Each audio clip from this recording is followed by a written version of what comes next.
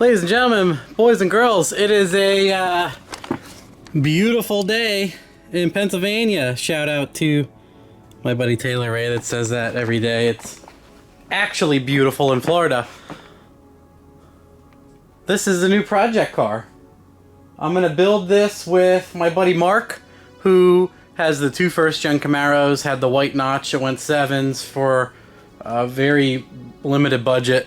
So everyone had asked many times about the Fairmont that I had, and people have always asked like what I would build next if I could, and I kicked around a lot of things. Obviously, I had a badass transmission built months and months ago by Cameron Powers, the man with the Crown Vic, my buddy, as you might know. And it's been months, and we were going to meet up. He was going to come use the dyno. We were going to meet at LS Fest. Just a bunch of stuff that didn't happen. I'm sure a lot of you can identify with that. So he went to a swap meet at Bowling Green, Kentucky, and there was a Fairmont there, which was fairly clean for $900. And impulsively, I was like, just buy it and shove your transmission in the trunk, and I'll get it shipped. And it ended up being funny, and then it ended up happening. So the Fairmont you saw, I'll show some pictures of it then. Maybe. I mean, it's not too important. I just bought it on an impulse, and also I was like, if I don't like my G, I can build that Fairmont. I have a Fox body then, and I just have one. Because some jerk in this area ruined the pricing on Fairmonts. So you can't get one for like, shitty one's like $3,000 now. You can get almost wrecked one for like $2,000. So this one was running and driving, had very, very minimal rust. It was just worn. It just like the seat was ruined and some other normal stuff. Every now and then I would get a Fairmont that was way too nice for me, and now that's like my standard. Now it feels annoying when I don't get one that's extremely nice. Anyway, I was like, I beat Fairmonts to death. I know people want to see them, but as far as continuing to evolve and do what I say I'm going to do, I don't want to build another one. I've done it. I did a cheap one, I did a moderate one, I did a medium one, I did 6 medium ones, I did an extreme one. And it's just, I just don't want to do it anymore. You can get one, you can buy one if you're watching this channel because you want to see Fairmont stuff. I have years of Fairmont stuff. So one of the other things that I have been talking about with Mark since he sold his white Mustang was, and this bleeds right into, people are like, what would you build next? And I bring up the fact that people put a lot of money into Fox body Mustangs, and then they sell them for whatever reason. Someone dies, that's morbid, sorry. No one can finish it, or it sits in a shop, or someone had the work done or dropped it off and couldn't pay, or who knows. There's so many reasons. They get the car done, they blow it up, they can't afford to fix it. They're like, this ain't for me, I went the wrong direction. I'm gonna go buy a 2016 Mustang and put a Roush blower on it and call it a day. There's a lot of reasons. Anyway, what I always tell you guys is if you want to race a car, this is the best way to do it. And I'll show you, my brain always works economically, so buying a Fairmont for, $1,000 to $2,000 and then doing every bit of work to it costs a lot of money, takes a lot of time. So if you want to get the most bang for your buck, what you do is you look into the cheapest platform, and right now Fox bodies like the 80s, early 90s ones are going for big dollars. People like them. All of a sudden the prices are going up again. And new edges and Cobra style bodies are expensive also. This 95 GT is not an expensive car. So that was majority of the reason behind buying it. Also, Mark and I were just kind of being opportunistic. I'm not gonna lie about that. It was in the sloppy classifieds for a while, and I tagged Mark the other day, and I was like, dude, I'll sell my Fairmont, let's just do that. We're dumb if we don't do this. We're literally stupid to not jump on this deal. So the guy wanted, it would have been cool to get it with the really nice wheels, but it kind of defeats the the sloppy mechanics, you know, cheap, fast thing. He had Weld RTSs on it, front and back, with tires. And I think he wanted $3,000 for this car. And I'll show you what's done. There's a lot of money into the car. It might not look like it, but there's a lot of money and time already into this vehicle where we can just skip right to the finish on. And it had Weld RTSs front and back. And someone bought those from him, so we missed out on that. But like I said, it'd be cool to put a little bit more understated wheel on this car. At least I think so. I'm super hipster like that. So he put some like spare Jeep rims and stuff on it, and the rims wouldn't fit unless he took the calipers off. So the calipers are just hanging in there. But anyway, like I had mentioned many times, I did the Don't BS Me build, and that's a street car, that's a burnout car, that's get ice cream with your kids, have fun, like a 500 horsepower build. You can do whatever you want from there. Like I said, you can make it a race car, you can make it a driver, you can make it fun, whatever. So what we're going to focus on now is how to go absolute fastest, mostly legally. Like, this has a lot of legal equipment in it, so you could show up like my buddy Dario, House of Boost. Ask me for the link in the description if you guys don't follow him already. Incredible resource. He has his own shop. He does a lot of sloppy style stuff. He's extremely knowledgeable. He does it professionally, and he built a car for like 1980 Canadian, under $2,000, and it would have gone nines, but he was in a rock and a hard place. It went like 1004 or something like that for $1,900. It was a G body, I believe, but he highlights the entire thing, has spreadsheet, cost analysis, everything. So this is not that. This car has a cage. I have the cage upstairs. It came with a cage. It has a bunch of the safety stuff already. So what we want to do is show you guys how to build a car you can actually legally race at the track and goes fast for the money. And I always had this thing in my head, for fun, it would be cool to go 8s for $8,000 or less. With that might not be all the safety equipment we need, but car will be safe if you crash. So like it may barely pass tech or not pass tech, but it'll go 8s, and if you roof the thing at $150, you know, you won't die. So it'll have a cage and some other stuff. So this stuff is outrageous to me, how cheap these Fox bodies are. This car, and I'll probably forget things as I go, but it just needs a tiny bit of work. If you look, this thing is only dirty from sitting. It has none of the usual crazy rot, like I did the stupid panning shots underneath, and it has everything ripped out already. This stuff is so time consuming. It has a UPR tubular K member, UPR tubular A arms. It has QA1 adjustable coilovers, caster camber plates. See the nice QA1 thing there? Daddy ain't lying. It has a Flaming River manual rack. It has the steering kit already. It has an aftermarket column in the car. It's not even, they ripped everything out, so it's not even braced. Aftermarket column, quick disconnect for the steering wheel. Not a piece of shit aftermarket steering wheel with buttons over here. You can put, it has 5 holes for buttons. So obviously we're going to set up trans brake and everything else. They already completely gutted the wiring and the dash, but the dash is nice. It's just a little dirty. Everything is here. It's just sitting around. It already has race seats. It already has a rear seat delete and carpet kit. It already has a extended studs front and back. It already has a fuel cell. It already has an 8 return and a 10 feed stainless line installed. It has manual brakes already installed. It has a line lock. It has a proportioning valve. Probably the line lock and the proportioning valve are going to get X'd out of this build anyway, but it's already there. It's already installed. Incredible, right? It has a very nicely built 8.8. I mean, this alone will cost you close to $2,000. It has inboard Vikings, I think they are. What are they? I can't read it. Chassis engineering. Anyway, it's got chassis engineering, shocks already done. It has 31 spline spool in it, 31 spline axles. I'm unsure of the manufacturer. Doesn't matter anyway. I've gone super fast on Alloy USA's. It already has battle boxes. It already has adjustable uppers to get your center done. It already has battery relocation wire in it.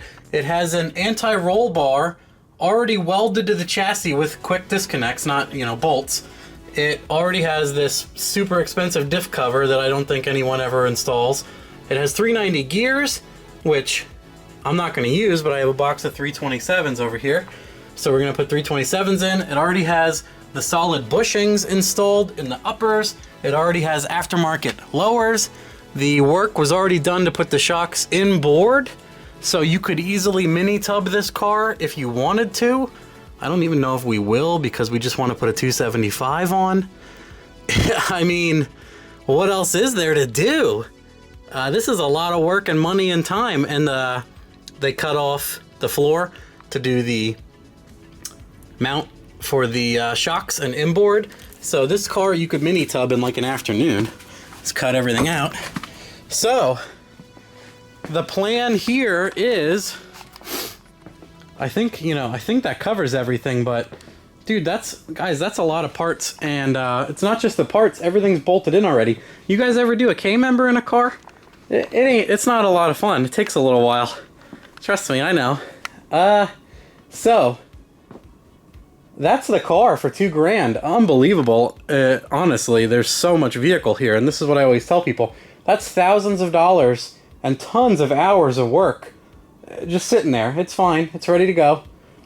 So what I'd like to do is do like a Don't BS Me race car edition.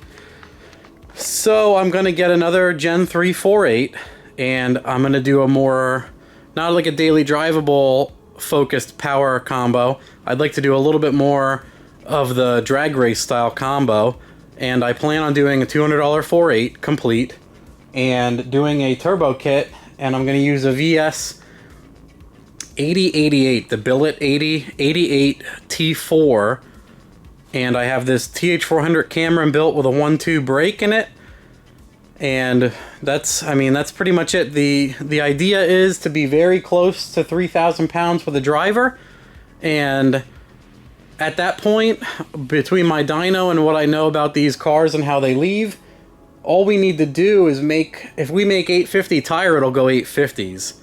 That's disgusting. A lot of you might not know that, but if you bring a Fox to my dyno and it makes 850, it's probably going to go 850s or better.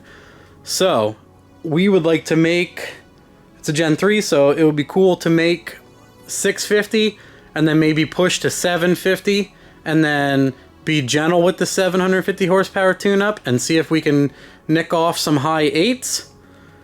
And that would be hilarious in my opinion. That is thumb in the nose at a lot of stuff. So what we're going to do is, it's just going to be turbo, Gen 3, 4.8, and then go from there. It even has a bump steer kit installed with the manual rack, guys. A bump steer kit. There's probably stuff I don't even know till we start digging in. Anyway, I'm getting distracted. That's the goal, is like 888 for 8s, with a 80, 88, with a 4.8, with 862s, with an 8.8 rear end. All the 8s. That's the funny thing here. So if you weren't laughing, that's the joke.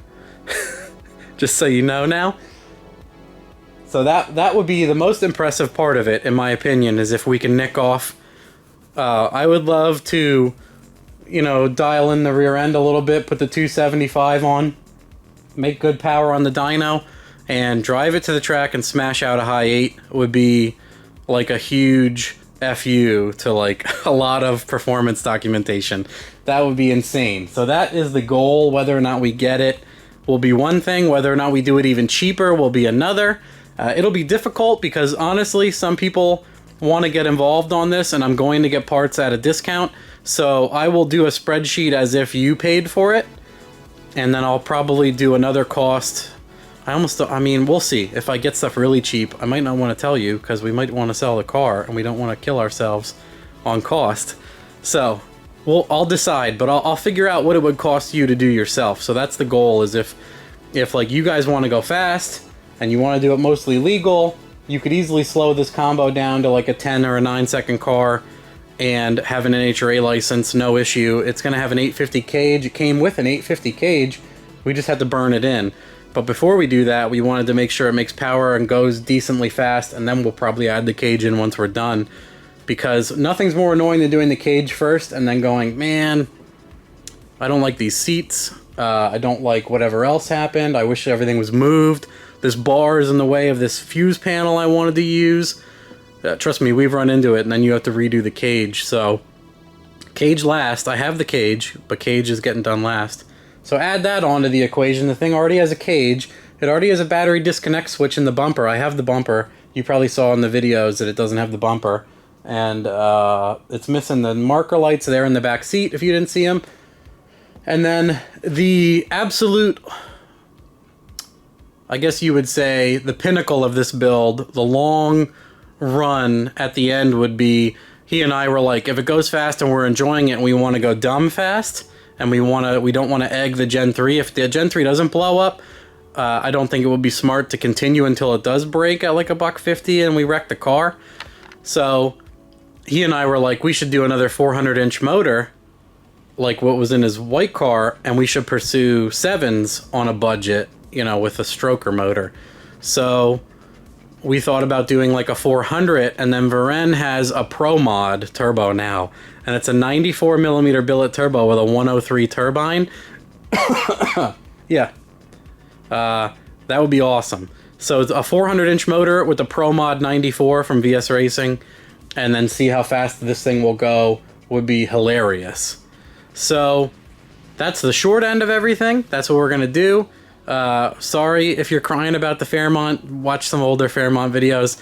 Honestly, like, the more I thought about it, the more I didn't do with that car. I was like, I don't want to do this again. I've done it so many times. I already know. I've been there, done that. I don't necessarily have to prove to anybody. The best deal is buying a roller like this and going dumb fast for the money. It doesn't matter what the car looks like. If people... What I think is funny is now Fairmonts are kind of popular, so I'd rather just get whatever's cheapest, which is these guys. So I hope you all, you understand. Most of you will. Some of you are going to be like, Fairmont. Some of you are going to be like, gee. It all varies, but mixing it up keeps your brain fresh, and I like a challenge. So I think going that fast for the money. See, there's plenty of like what it makes on the dyno. There's plenty of like what a car looks like, but economically fast is a really interesting subject for me, so that's what we would like to pursue. So, I guess that's it. As far as we are with it, I gotta pick up... I have a hook on an engine already, I just gotta get the motor. I already talked to Elgin Cams. Obviously, I said they've always wanted to help me out, but I've always purchased my own stuff. And I said, would you guys be interested in collaborating? That's like what I said. They would like to help me out because of how much business I've given them. So I'm just going to take that opportunity. I hope you guys understand. A bunch of you are like, they should be giving you money. But anyway, they're going to have a bunch of... I told them I want to call them and discuss, like... What I did not know is Elgin has push rods, rockers... they sell springs. I didn't know. I mean, I've been telling everybody to buy pack springs, and they're not like, you need to buy our springs. They don't care. They're not pushy. So I would like to use their springs and their camshaft and then dyno the car. And then one thing people always bring up is like, does a rocker upgrade, does a push rod, a hardened push rod, etc. at that kind of ramp rates and power generate any difference to the tire? So that's a whole other experiment I would like to produce. I would like to do their springs, their cam, and leave everything else go to show you, like, you don't need to do much to these engines to make power. And then try, like, little ancillary stuff. Obviously, new top-end components are usually reliable for spinning a high RPM engine and stuff like that, even though I've seen total opposite. I use, obviously, junk, and you guys have seen it works just fine also. So that'll be the neat test. It'll be a whole other test bed. And other than that, as we progress through the project, I might be like, I'm missing a piece of interior trim, and if I can buy that from you guys, or you can help me out. Or I think what I'd like to do, Mark and I are spitballing everything. We got to make a list. There's that, I keep seeing advertisements for that guy Billet Switches, and it says like "Start You Bastard" and everything else. It's freezing in here. I'd like to get maybe one of his switch panels and just block off most of the center there. You know, mess around with a bunch of stuff. I got to make a list of what I have and what I don't have, and then hit up all my places to buy stuff and go from there. But that's the nutshell. That's the whole project in a nutshell. So, start buying SN95 stuff before the sloppy tax hits, and we'll see you guys as we document the whole build. But I think it's going to be a lot of fun to get a car to the track and see how fast you can go for the money. Obviously, I know I could build a cheap street car that has lap belts, so this will be interesting. It's another challenge. So hope you guys enjoy, and let me know if you have any questions. If you absolutely hate us for throwing away a Fairmont and going with this, that, you know, let me know. See you later.